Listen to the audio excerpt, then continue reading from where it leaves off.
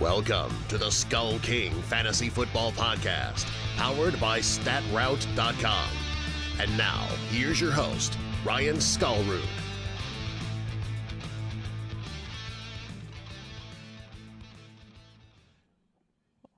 Hello and welcome to another episode of the SkullKing Fantasy Football Podcast. My name is Ryan Skullroot, and I am very happy to be doing this show today. Today we have a special guest, Mr. Chris Harris of Harris Football. Chris, why don't you go ahead and say hi? Hi. How are you doing today? I'm great. Thanks for having me on. All right, so why don't we, just to kind of get started for some of our audience who maybe doesn't know exactly who you are, if you could kind of give us a kind of a roundabout kind of where, kind of how you got your start in fantasy football and kind of where your journey has taken you.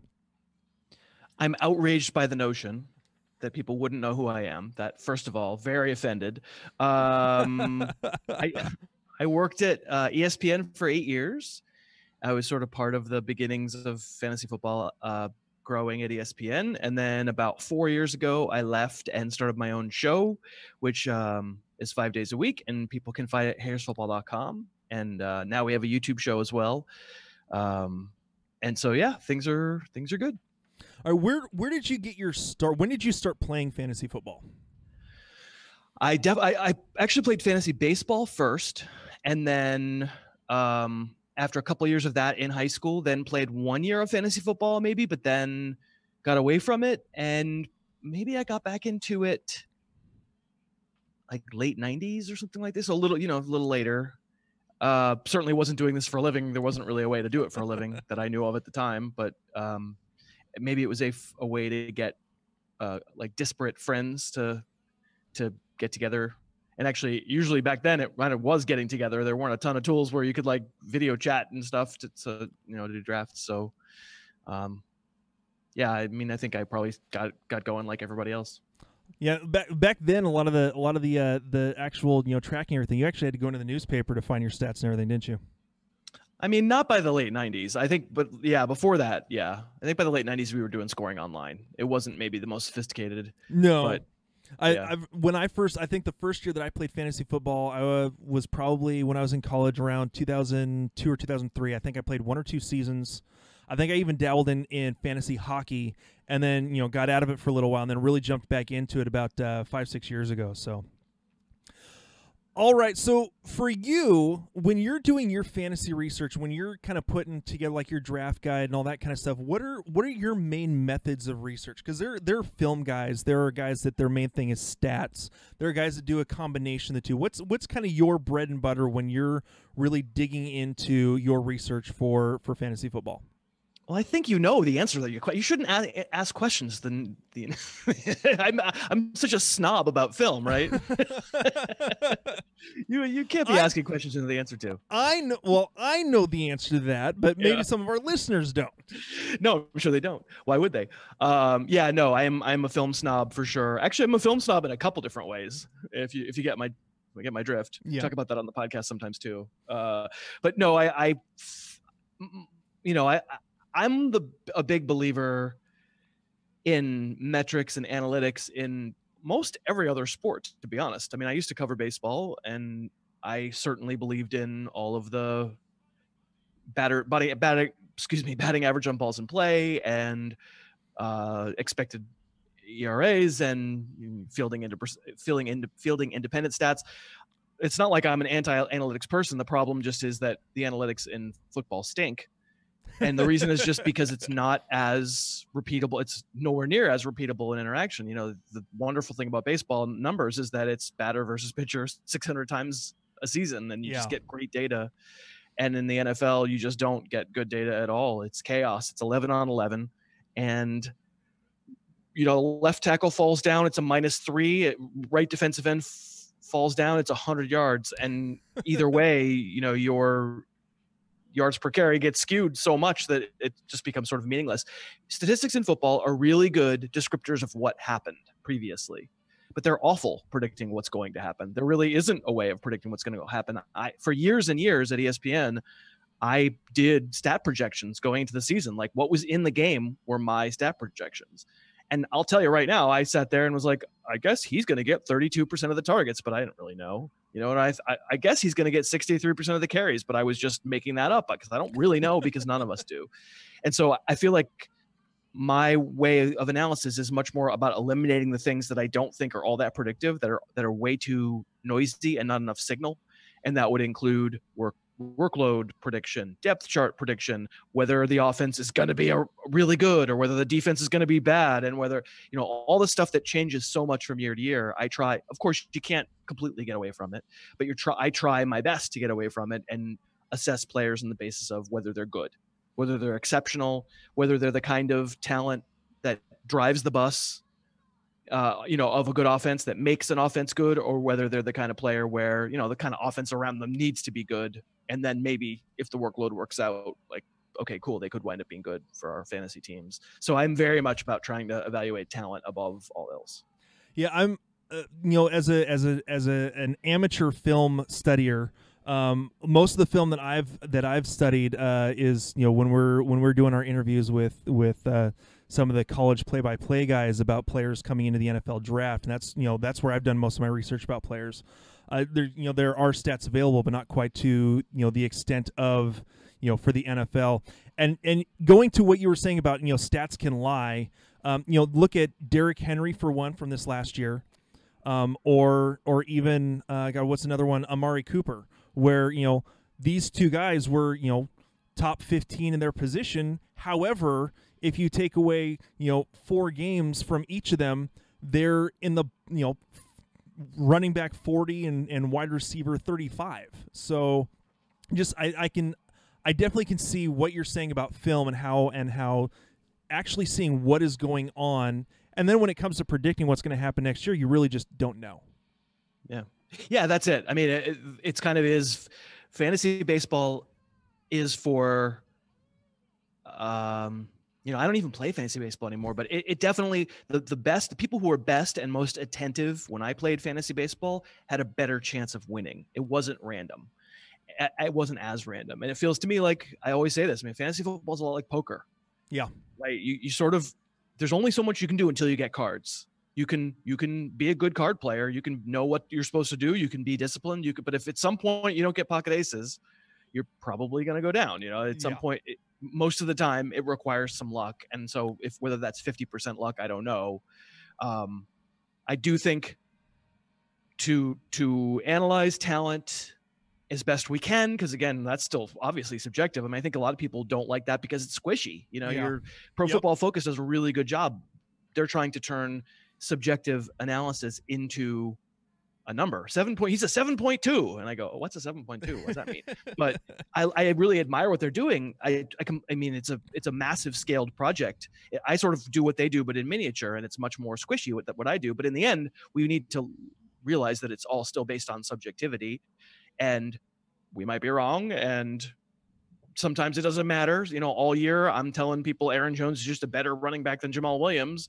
But in the end, the Packers, Mike McCarthy, somebody didn't really trust Aaron Jones. And I can't really question that. I don't know those guys interpersonally. I can't really believe what's said about, you know, by coaches or in locker rooms. You know, I think it's all sort of misinformation. The truth is in what winds up happening and what the abilities are of the players. I'm going to do my best to tell people about that, to gauge that. I think that's where the best path to having a winning fantasy team is, but certainly nothing is bulletproof. Exactly. All right, so let's go into, since you've dug into the film and everything, who are 2 to 3 players that you have differing opinions on than, say, the rest of the fantasy community? Well, I don't have an answer for you. And awesome. The answer is because I know, great podcast, but we are recording on August 3rd, and as sort of a running known thing on my podcast is I do not look at average draft position. Not until mid-August. I will not look at it. That's fair. I can tell. And the reason simply I mean, we'll talk players in a second, but the truth is I'm ignorant. I'm the most ignorant guest you're going to have about the fantasy football market until mid-August, because I really try to put blinders on and keep my opinion be my opinion, because you know what? I know what it's like. I know the moment I look at the ADP and I go, whoa, I'm way higher than that guy. I wonder if I'm wrong. And then I'm looking for a reason to lower him. I'm looking for a reason to raise the guy that the market likes more than I do. Oh, wow, there was one nice thing said about him in camp. Cool. He's 10 spots higher, right? And at some point, I will have to be brainwashed by the market the way everybody else does. But at the beginning, I really try to, just for the sake of the show and getting what I think about players out there, I try not to be affected by it. But I'm not going to be naive and not understand that, listen, people have been coming on my show and telling me I'm high and low on players. So I can tell you, like, for example, Todd Gurley, he's my RB4 at the moment. Okay. It's the first couple of days of August. So I'm willing, Yep. That rank has downward mobility, but I like when stories get out of control. And when everybody just decides that his leg is hanging on by one thread and that he's definitely going to get hurt, and that therefore he's a mid to late second round pick, which is what I'm being told when people come on my show.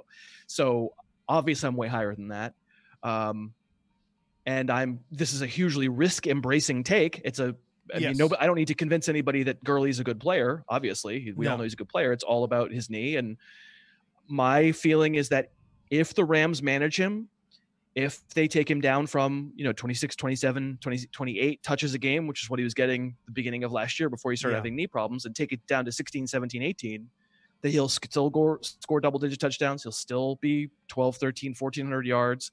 Someone else will be pretty good on that team too. There might be some frustrating weeks, but he'll produce very well. And I think that's the plan. I think that's the logical plan. I don't know what the Rams are really going to do, but it's the logical plan with someone who's great but who has knee issues. So I am clearly, even though I don't know specifically what the market says about Gurley, I'm clearly higher on Gurley. Okay. Yeah, I think that even if you look at the rankings on our website, I think I've got 12, 13 of my writers who have all put in rankings, and he's ranked anywhere from like running back 2 or 3 to like running back like 17. So I mean, it's all over the place. And I can I just say that I love the fact that you don't look, that you do your best to just be put on the blinders, think what you think, and who cares what anyone else says. So I mean, I'm super noble. Obviously, I'm incredibly have an awful lot of integrity, but clearly that goes away. It'll be like a couple, like 2 weeks, 2.5 weeks or something, and then I have to. People really aren't doing drafts right now, or they shouldn't be. They should be. Yeah. It feels like this is the time to kind of give what your ranks are, and then mid August is the time to give where you think value is, right? You look at what the market's doing and you go, oh, cool, or I think that's wrong, and then you sort of go from there. Okay. Do you have maybe one more player that you're looking that you could discuss? Let's see. I mean, what comes to mind? I just did a mock draft with the Roto World guys on, I don't remember what day it was, Thursday, and I picked maybe 5th, 6th, 7th, I think maybe 7th. And Gurley was my best available on my list, but I knew the room, I knew the guys. So I took Le'Veon Bell. And that feels like, it's funny, when I first put out ranks back right after the NFL draft happened, it seemed to me, the reaction to my ranks was, wow, you're crazy going that high on Le'Veon Bell. You're crazy. It's the Jets. You're crazy. I haven't gotten as much crazy on Le'Veon Bell lately. So again, I don't know what his ADP is, but I'm going to guess it's gotten a little bit higher. And even though I have Gurley 4 and Bell 5, I took Bell before I took Gurley, and knowing that when it came around thinking that when it came around the second round that I would still be able to get Gurley. So I did do the Bell Gurley thing. And again, like my reason, if my reasoning for someone like Le'Veon Bell, if the prime reason to not like him is ever, I'm scared of the new team. What if they're bad? I try to brainwash myself because I just don't think we know. I don't think, do I know that there's a worse quarterback situation with the Jets than the Steelers? Yes, that I evaluate talent, and I will say that yes, Sam Darnold is worse than Ben Roethlisberger. Is the offensive line likely worse? I mean, it may have gotten a lot better, but Kevin Zeitler weren't the Giants, but they got a better offensive line. Was it Khalil just came out of retirement to play center? See. So, and again, that's the guy that we'll see what effect that has. Yeah. But if the reasons to be scared of Le'Veon Bell would be new team. I don't want to be scared of that. And then also I had a year off, which, okay, legitimately, I'm now 28 or whatever I am, and I haven't played in a year. Okay. But I mean, I could make the argument that says this is the freshest he'll ever be. But yeah, so I'm, that was kind of for me, a kind of a dream first 2 rounds to go Bell Gurley. Okay. All right. So we have a bunch of, we kind of tailor some of our content to newer players, and so Sure. if there's like 1 or 2 tips that you could give to a new fantasy player, say 1 tip for during the draft and then 1 tip for in season. So for during the draft, what's 1 tip that you would give to a new fantasy player? New fantasy player, I'd say, provided that it's a single quarterback league where you're starting only 1 quarterback, wait like crazy on your quarterback. Wait till the double-digit rounds if you can. Let everybody else take a quarterback. It doesn't really matter. It's much smarter to load up. In theory, it's much smarter to load up on scarcer positions. Yes. To give yourself options when your running backs and your wide receivers start to get injured. So I think my default would always be try to take the quarterback really late, try to take the tight end really late, and always, if your league still has defenses and kickers, that's your second to last pick and your last pick, no matter what. Don't be taking the Bears defense in the 9th round. There's no point. We don't know what's going to happen with defenses, let alone kickers who are completely random. I mean, I guess maybe my first piece of advice would be get out of a league that use kickers still, but I'll still use them.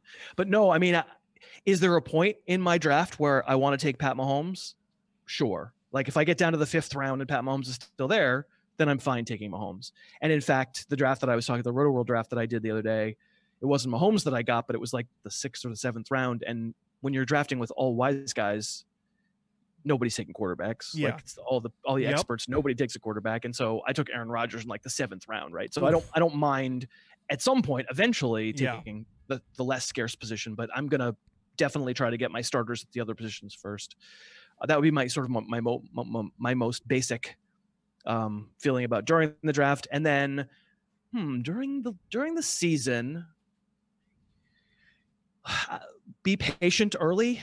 You drafted players for a reason. If there isn't an obvious injury, if there isn't an obvious complete depth chart change up, then give yourself, don't be making haywire trades the first week just because somebody didn't perform well. Like give your team a few weeks before you hit the panic button on anything. Don't be dropping players that you expected to be good because they had 1 or 2 bad games. Julio Jones didn't score a touchdown last year until whatever it was, week 8 or 9 or something, and then wound up scoring 11 or whatever it was, 9. If you abide by the notion of picking good players, picking the best players you can during your draft, then give them a chance to be the best players during the season. Yeah, I'd have to agree with that. I was one of those guys that was trying to get Julio Jones from someone else, hoping that he would bite on the fact that Julio Jones hadn't scored a touchdown and was having an okay season, but not great, hadn't gotten into the end zone, was trying to lure players like that away, and wasn't able to get anyone to bite. And in terms of, I think another guy that went along with that kind of theory in terms of, don't just drop him right away was Larry Fitzgerald. Very, very rough season for the Arizona Cardinals in general last year. And he was one of those guys, I think in the end finished around running back or wide receiver like 25 or so. But it took a while for him to actually, for a connection to actually get made between him and Josh Rosen and just, the whole Arizona team for the most part to really get going. So that's another guy that, I ended up dropping after, I think it was 5 or 6 weeks. And by then I had other options to go with. So, but yeah, I'm definitely with you on, you drafted guys because you thought they were going to be good. So give them a chance to show what they've got. Right. All right, so that's kind of our fantasy questions. So we'll go ahead and do this one, our fun question that we're doing with all of our guests this year. Cheese sticks, do you peel or do you bite? I wouldn't say I'm a big cheese stick guy, to be honest, but I definitely don't peel. I don't think I have ever even heard of that. Is that a big thing? Peeling cheese sticks? Yes, actually, because of mozzarella, the way it's made, it actually peels very, very well. So that's why they call it string cheese, is because you can peel it off in like little strings. You know what? For some reason, cheese sticks to me, this is like cheddar. Where my head goes. I thought we were talking about like the appetizer that's super fried. Oh, okay. So string cheese. Do you bite it or you peel it? Yeah, I would be a lot more likely to eat that, but I think I would be more apt to bite. but I think it would be fun to peel. Maybe I need to get some just to do a little peeling experiment. Yeah, I have 3 kids.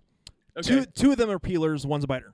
So I mean, it's all just, you know, my 2 of them like to just peel each individual strand that they can get off the mozzarella stick, while the other I'm no time for this, just shove it in and go. So What's just so alarming that my head immediately goes to something that's extremely bad for you and deep fried. Well, it's usually for me that's kind of where my head goes is the deep fried, the heavy.